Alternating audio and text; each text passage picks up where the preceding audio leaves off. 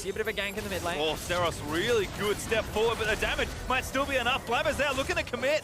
Does not have the flash, but needed one more auto. Here comes Steel.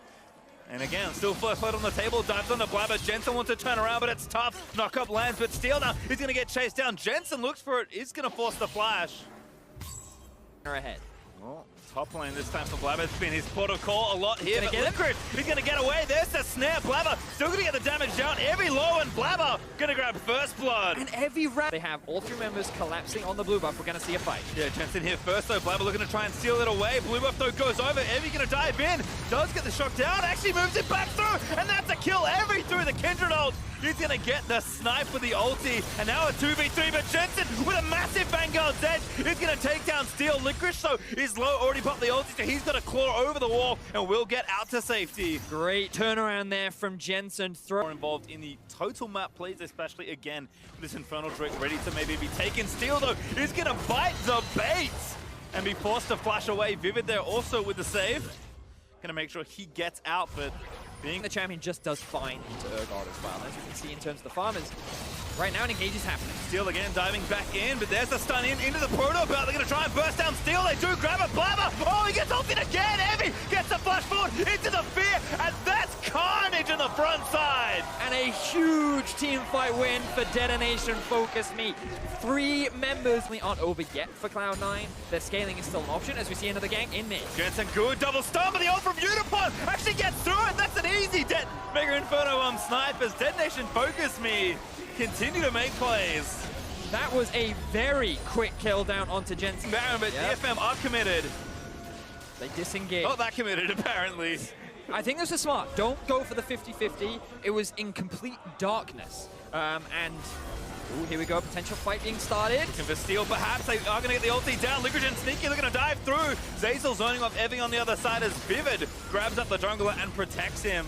And now Evie going to look to turn it back around. Another great Mega Inferno bomb. Licorice, no ulti, forced to burn the stop block. He's dead to Unipon. And DFM go again. Vivid, I hear that Abyssal Voyage. Seros, flush satchel, gets a 2-man knockback. And now Evie going to dive forward and look for the latch. Evie looks for Blabber once again, but Steel will slay Zazel. And once more, they've turned it around. Another big fight win for DFM. C9, you could see what they were trying to do when DFM was split apart. If they could just blow up Steel, they could threaten the Baron. Unfortunately, they were not able to kill him because of Vivid. This guy came up so big with the Tahm Kench, keeping the jungler alive. And now, because C9 lose 2 members and the jungler's back in base, this will be a Baron from DFM. Yep, take the 50 on the right-hand side off the table.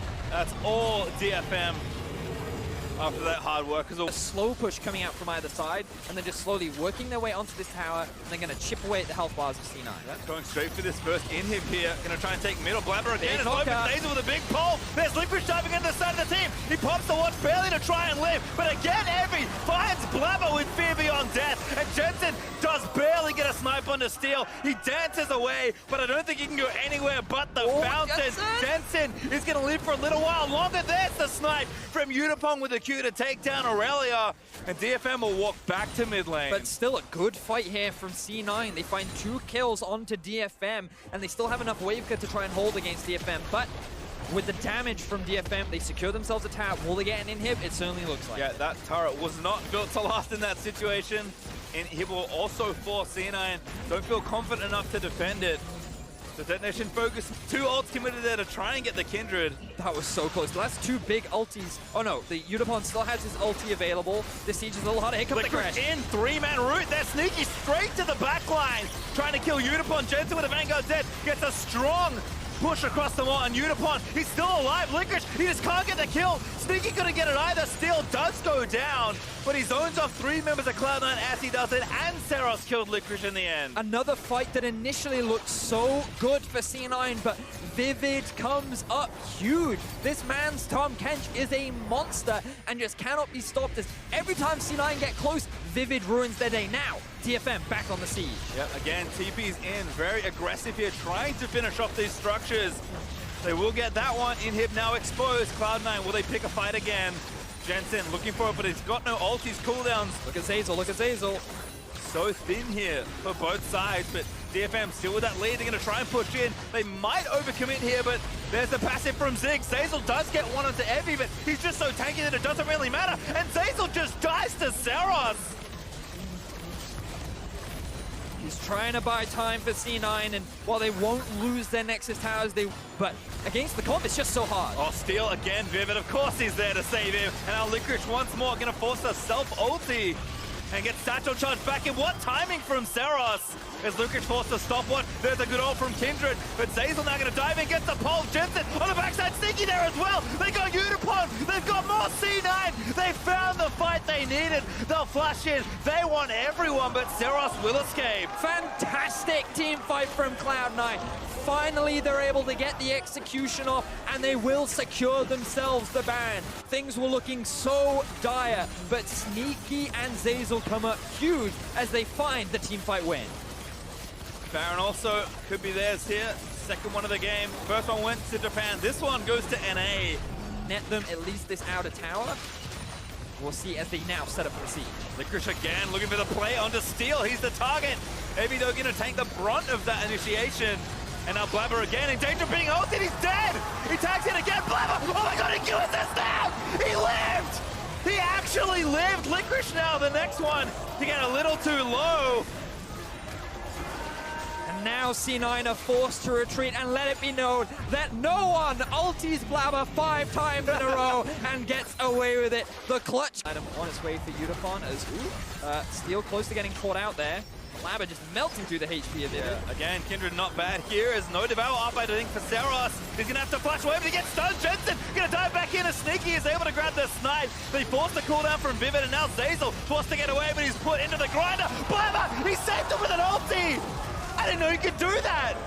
Huge pick there for C9, and they end up losing nobody.